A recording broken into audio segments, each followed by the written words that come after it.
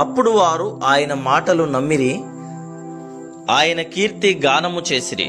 అయినను వారు ఆయన కార్యములను వెంటనే మర్చిపోయిరి, ఆయన ఆలోచన కొరకు కనిపెట్టుకొనకపోయిరి.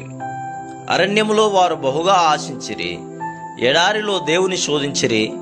వారు కోరినది ఆయన వారికిచ్చెను, అయినను వారి ప్రాణములకు ఆయన క్షీణత కలుగజేసెను. కీర్తన 106, 12-15 వచనములు. మోషే గురించి చదువుకున్నాము గదా.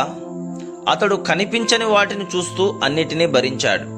అయితే ఇక్కడ రాసి ఉన్న దాని ప్రకారం ఇశ్రాయేలీయుల ధోరణి దీనికి వ్యతిరేకంగా ఉంది.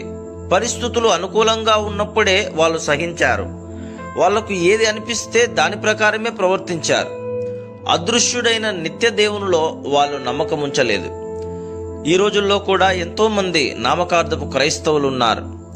వాళ్ళు బాహ్య సంబంధమైన పరిస్థితుల చుట్టూ తమ బ్రతుకుల్ని అల్లుకుంటున్నారే గాని దేవునిని తమ కేంద్ర స్థానంగా చేసుకోవడం లేదు. ప్రతి విషయంలోనూ తననే చూడమంటూ దేవుడు మనల్ని మళ్ళీ మళ్ళీ అడుగుతున్నాడు.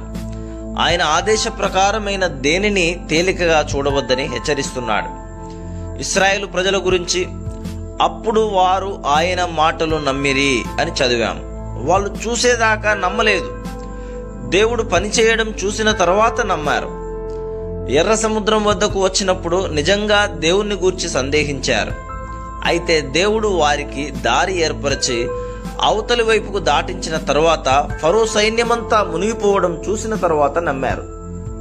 ఇలాంటి అల్ప విశ్వాసం వల్ల వాళ్ళు అతుకు బతుకుల జీవితాన్నే గడపవలసి వచ్చింది. వాళ్ళది పరిస్థితుల మీద ఆధారపడ్డ విశ్వాసం. ఇలాంటి విశ్వాసంలో మనం ఉండడం దేవునికి ఇష్టం లేదు. చూడడమే విశ్వాసానికి ఆధారం అని ఈ లోకం అంటుంది.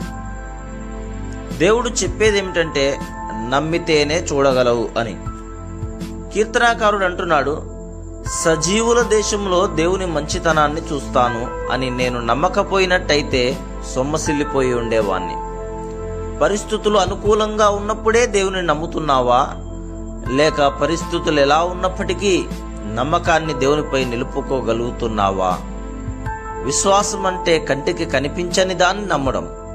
దానికి ప్రతిఫలం ఏమిటంటే నమ్మిన దానిని కల్లారా చూడగలగడం.